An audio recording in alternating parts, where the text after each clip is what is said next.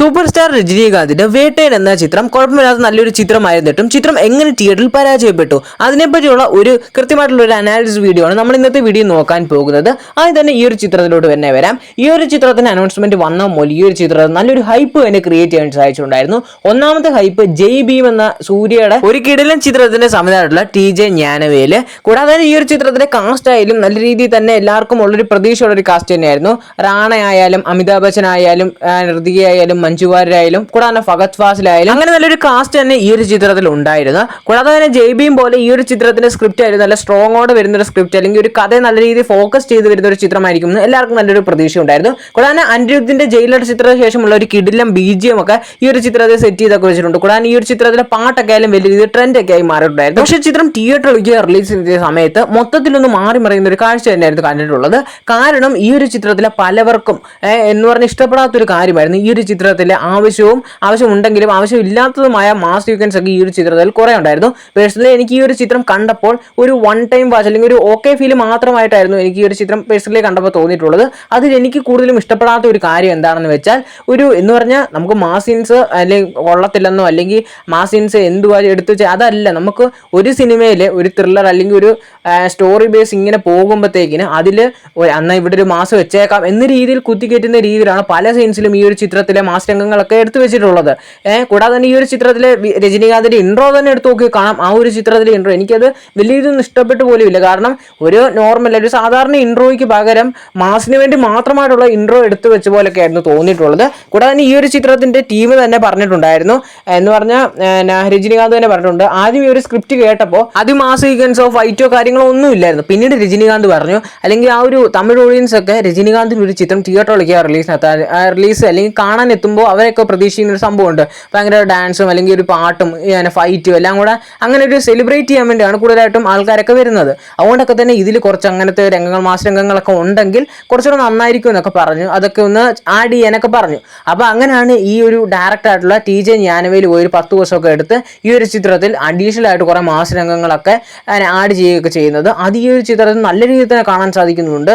കാരണം ഒരു ഫൈറ്റ് ആദ്യം തന്നെ നമുക്ക് കാണാം രജനീകാന്തിന്റെ ഇൻട്രോയിൽ തന്നെ ഒരു ഫൈറ്റ്, അത് കഴിഞ്ഞൊരു സോങ്, പിന്നെ കഥ പോകുന്നു, അതിൻ്റെ ഇടയ്ക്ക് കുറച്ച് മാസ് രംഗങ്ങളൊക്കെ അതിൻ്റെ ഇടയ്ക്ക് തന്നെ പിന്നെയും കാണിക്കുന്നു, പിന്നെ ലാസ്റ്റ് ക്ലൈമാക്സിൽ അടുത്തൊരു ഫൈറ്റ്. ആ ഒരു രീതിയിൽ തന്നെ പോവാണ്. ഫൈറ്റിൻ്റെ വലിയ മാസിൻ്റെ കാര്യങ്ങളൊന്നുമില്ലായിരുന്നു. നല്ലൊരു സ്ട്രോങ് ആയിട്ടുള്ളൊരു കാര്യത്തെ കുഴപ്പമില്ല നല്ല രീതിയിൽ കാണിക്കാൻ പോകുന്നുണ്ട്. പക്ഷേ അതിൻ്റെ ഇടയ്ക്ക് ചില മാസ് രംഗങ്ങളൊക്കെ കാണിക്കുമ്പോൾ ചില സ്ഥലത്തൊക്കെ എനിക്ക് പേഴ്സണലി ലാഗായിട്ടൊക്കെ തോന്നിയിട്ടുണ്ടായിരുന്നു. കൂടാതെ തന്നെ നേരത്തെ വന്ന രജനീകാന്ത് ചിത്രം തന്നെ നിങ്ങളൊന്ന് ജസ്റ്റ് ഒന്ന് ആലോചിച്ച് നോക്കിയാൽ മതി. ഇതിന് മുമ്പേ പുറത്തിറങ്ങിയിട്ടുള്ള രജനീകാന്ത് ചിത്രമായിരുന്നു ജയിലർ എന്ന ചിത്രം.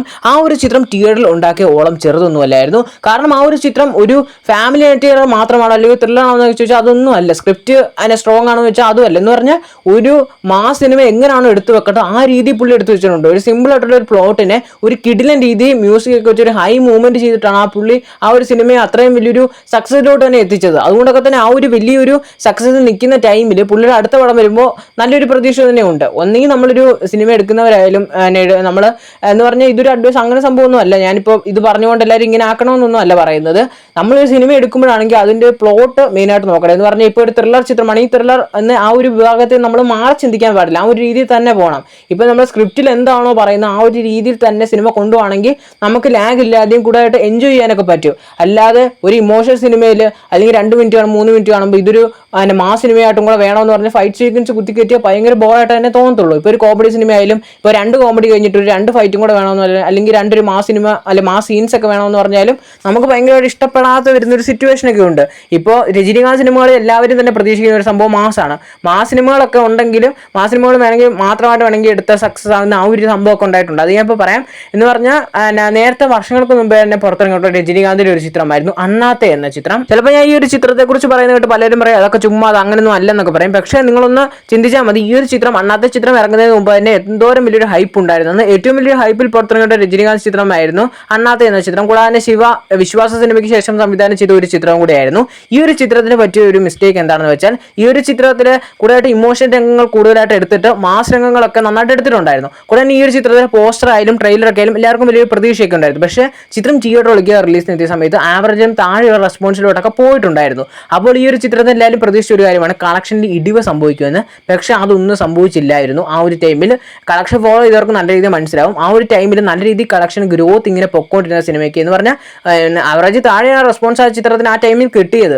എന്നിട്ട് ഒരു ഫാമിലി ഓഡിയൻസ് ഒക്കെ ആയാലും അല്ലെങ്കിൽ ഫാൻസ് ഒക്കെ ആയാലും ഈ ഒരു ചിത്രത്തിന് കയറി അന്ന് ഏകദേശം ഒരു 300 കോടി രൂപയ്ക്ക് അടുത്തോളം ഗ്രോസ് കളക്ഷൻ നേടേണ്ടിയിരുന്ന ഒരു ചിത്രമാണ്. പക്ഷേ ആ ടൈമിൽ മറ്റേ തമിഴ്നാട്ടിലൊക്കെ നല്ല രീതിയിൽ ഈ മഴയുടെ ഒക്കെ ശക്തമായ രീതി വന്ന് തിയേറ്ററൊക്കെ ചിലയിടത്തൊക്കെ ക്ലോസ് ചെയ്യേണ്ടതൊക്കെ വന്ന് ആ സിറ്റുവേഷനൊക്കെ വന്നപ്പോൾ അന്നത്തെ ചിത്രത്തിന്റെ കളക്ഷൻ നല്ല രീതിയൊക്കെ ബാധിക്കുകയൊക്കെ ചെയ്തിട്ടുണ്ടായിരുന്നു. പിന്നീട് ആ ഒരു സിറ്റുവേഷനൊക്കെ ഓവർകം ചെയ്ത് വന്നപ്പോഴത്തേനും അന്നത്തെ ചിത്രത്തിന്റെ കളക്ഷൻ ഡൗൺ ആകുകയും പിന്നെ അങ്ങനെ ആൾ കയറാതൊക്കെ വരികയും ചെയ്തു. അതുകൊണ്ടാണ് പറഞ്ഞത് ഒരു മാസ് സിനിമ രജനീകാന്തിന് എത്തുവാണെങ്കിൽ ഒരു നല്ലൊരു ഹൈപ്പിൽ പുറത്തിറങ്ങുവാണെങ്കിൽ ആ ഒരു ചിത്രത്തിന് നല്ല രീതിയിലുള്ള വിജയം എന്തായാലും നേടിയെടുക്കാൻ സാധിക്കും. വേട്ടയ സിനിമയെ കൂടുതൽ ആൾക്കാരും മാസ് രംഗങ്ങൾ വിചാരിച്ചെങ്കിലും പക്ഷെ അത് അതിൻ്റെതായ രീതിയിൽ പ്ലേസ് ചെയ്യേണ്ടടുത്ത് പ്ലേസ് ചെയ്യണം. അല്ലാതെ നമ്മൾ അതിന് വേണ്ടി മാത്രമായിട്ട് ഇൻക്ലൂഡ് ചെയ്യുമ്പോഴാണ് ആൾക്കാർക്ക് പലവർക്കും ഇഷ്ടപ്പെടാതായാലും പോകുന്നത്. കൂടാതെ തന്നെ ഫഹദിന്റെ ഈ ഒരു ചിത്രത്തിലെ പെർഫോമൻസ് ഒക്കെ എല്ലാവർക്കും മിക്കവർക്കും ഇഷ്ടപ്പെട്ടിട്ടുള്ള ഒരു കാര്യമായിരുന്നു. ഫഹദിന്റെ ഈ ഒരു ചിത്രത്തിലെ പെർഫോമൻസ് ഒക്കെ ആയാലും ഈ ഒരു വേട്ടയൻ എന്ന ചിത്രത്തിന് ആ ഒരു ടൈമിൽ റിലീസിനെത്തിയ സമയത്ത് ചിലവരിൽ നിന്നൊക്കെ നല്ലൊരു അഭിപ്രായങ്ങളൊക്കെ നേടിയെടുക്കാൻ സാധിച്ചു. പക്ഷേ വേൾഡ് വൈഡ് കളക്ഷൻ വന്നപ്പോൾ ചിത്രത്തിന് ബഡ്ജറ്റ് അല്ല അത്യാവശ്യം നല്ലൊരു ബഡ്ജറ്റ് വന്നുകൊണ്ടൊക്കെ തന്നെ ഈ ഒരു ചിത്രം തിയേറ്ററിൽ അന്ന് പരാജയപ്പെട്ടു പോയിട്ടുണ്ടായിരുന്നു. പക്ഷേ നമ്മുടെ കേരള ബോക്സ് ഓഫീസിൽ എടുത്ത് നോക്കുകയാണെങ്കിൽ അത്യാവശ്യം നല്ലൊരു കളക്ഷൻ നേടി നമ്മുടെ കേരളത്തിൽ ഹിറ്റായി മാറിയിട്ടുള്ള ഒരു ചിത്രം കൂടിയായിരുന്നു വേട്ടയൻ എന്ന ചിത്രം. ചിലവരെങ്കിലും ഈ ഒരു ചിത്രം തിയേറ്ററിൽ കാണാൻ പോയപ്പോൾ മാസ് സിനിമയായിരുന്നു പ്രതീക്ഷിച്ചിട്ടുള്ളത്. പക്ഷേ ഈ ഒരു ചിത്രം കൂടുതലായിട്ട് ഫോക്കസ് ചെയ്തിട്ടുള്ളത് പെർഫോമൻസ് ഒക്കെ ബേസ് ചെയ്തിട്ടുള്ള ഒരു ചിത്രം തന്നെയായിരുന്നു. അതുകൊണ്ടായിരിക്കും അന്ന് ചിത്രം തമിഴ്നാട്ടിലൊക്കെ ആയാലും ആൾക്കാർക്ക് വലിയ രീതിയിലുള്ള ഒരു കണക്റ്റ് ആയാലും കിട്ടാത്തത്. അല്ലെങ്കിൽ ഈ ഒരു ചിത്രം സ്ക്രിപ്റ്റിൽ മാത്രം ഫോക്കസ് ചെയ്ത് ആ ഒരു സംഭവത്തിൽ തന്നെ പോകണം. അല്ലെങ്കിൽ രജനീകാന്ത് സിനിമകൾക്കൊക്കെ എപ്പോഴും അല്ലെങ്കിൽ ഓഡിയൻസിനെ എപ്പോഴും സാറ്റിസ്ഫൈ ചെയ്യുന്നത് പുള്ളിയുടെ ഒരു മാസ് പടങ്ങളോ അതൊക്കെയാണ് കൂടുതലും ആൾക്കാർക്കൊക്കെ ഇഷ്ടപ്പെടുന്നത്. ഈ ഒരു ചിത്രം പുള്ളി അതിൽ നിന്ന് വ്യത്യസ്തമായി ചെയ്തതാണ്. പക്ഷേ ആ ഒരു മാസ് രംഗങ്ങളൊക്കെ കുറച്ചൊക്കെ ഒന്ന് ഒഴിവാക്കി കുറച്ചൊക്കെ ആഡ് ചെയ്തതിന് കുഴപ്പമൊന്നുമില്ല. പക്ഷേ അത് ഓവറായി നമ്മൾ വേണ്ടാത്ത സ്ഥലത്തൊക്കെ പ്ലേസ് ചെയ്യുമ്പോഴത്തേക്കിന് നല്ല രീതിയിലുള്ളൊരു ബോറൊക്കെ ആയി പോയിട്ടുണ്ടായിരുന്നു. എങ്കിൽ പോലും വേട്ടയൻ എന്ന ചിത്രം അത്യാവശ്യം നല്ലൊരു ചിത്രം തന്നെയാണ്. എന്നാലും നല്ല റെസ്പോൺസ് ഒക്കെ കിട്ടി. എനിക്കും കണ്ടപ്പോൾ ഒരു ഓക്കെ ഫീലൊക്കെ നല്ലൊരു ചിത്രം തന്നെയായിരുന്നു. ഈ ഒരു വീഡിയോ നമ്മൾ ചെയ്യാനായാലും കാരണം ഈ ഒരു വേട്ടയൻ എന്ന ചിത്രത്തെക്കുറിച്ച് വീഡിയോ ചെയ്യുമ്പോൾ നമ്മളെ കമന്റിൽ തന്നെ ഒരാളെ സജസ്റ്റ് ചെയ്തുകൊണ്ട് തന്നെയാണ്. കൂടാതെ തന്നെ ഈ ഒരു വേട്ടയൻ എന്ന ചിത്രത്തെക്കുറിച്ചുള്ള നിങ്ങളുടെ പേഴ്സണൽ ആയിട്ടുള്ള അഭിപ്രായങ്ങൾ തീർച്ചയായും കമന്റ് ചെയ്യുക. കൂടാതെ തന്നെ ഈ ഒരു വീഡിയോയെക്കുറിച്ചുള്ള നിങ്ങളുടെ പേഴ്സണൽ ആയിട്ടുള്ള അഭിപ്രായങ്ങളും കമന്റ് ചെയ്യുക.